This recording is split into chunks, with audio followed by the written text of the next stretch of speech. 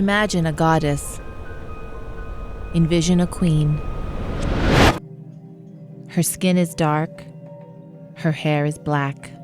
Anointed with Jergens lotion, she possesses a spectacular beauty. Around her lovely wrist winds a simple silver band, like two rivers meeting at a delta. Her curves are ideal. Her eyes narrowed and severe. The fingers of her right hand signal an army, prepared to follow wherever she leads. Is this the goddess of fertility? Of wisdom? War? No doubt she's divine. We have only to look at her to see that. Yet what is a goddess doing here, before these thin net curtains?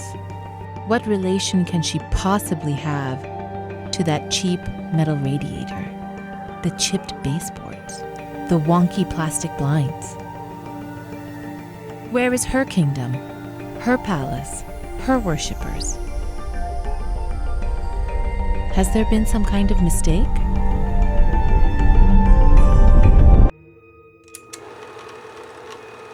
Examining Dina Lawson's Sharon, a black viewer may find the confusion of her earliest days reenacted.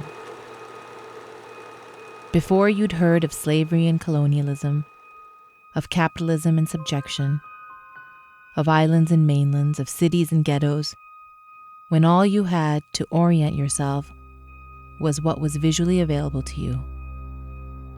That is, what was in front of your eyes. What a strange sight confronts the black child. The world seems upside down and back to front, for your own eyes tell you that your people, like all people, are marvelous, that they are, like all human beings, beautiful, creative, godlike. Yet as a child, you couldn't find many of your gods on the television or in books. They were rarely rendered in oil, encountered on the cinema screen or in the pages of your children's Bible. Sometimes, in old reruns, you might spot people painted up, supposedly to look like your gods, with their skin blackened and their lips huge and red. But the wise black child pushed such toxic secondary images to the back of her mind. Only every now and then did something make sense. A god was recognized. There's little Michael Jackson and grand Toni Morrison. And look, that's James Baldwin, growing old in France, and beautiful Carl Lewis, faster than Hermes himself. The kind of gods so great, even the blind can see them. But back at street level, too many gods barely getting by, or crowded into substandard schools and crumbling high-rise towers, or harassed by police intent on clearing Olympus of every deity we have. And for a long, innocent moment, everything about this arrangement will seem surreal to the black child.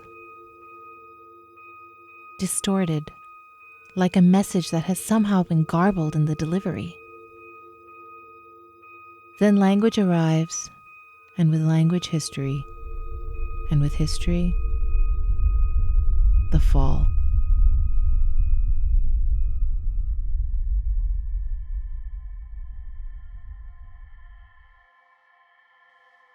Dina Lawson's work is prelapsarian. It comes before the fall.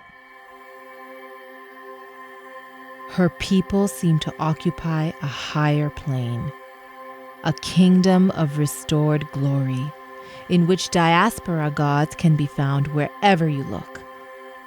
Brownsville, Kingston, Port-au-Prince, Addis Ababa. Typically, she photographs her subjects semi-nude or naked, and in cramped, domestic spaces. Yet they rarely look either vulnerable or confined. Outside a Lawson portrait, You might be working 3 jobs, just keeping your head above water, struggling. But inside her frame, you are beautiful, imperious, unbroken, unfallen.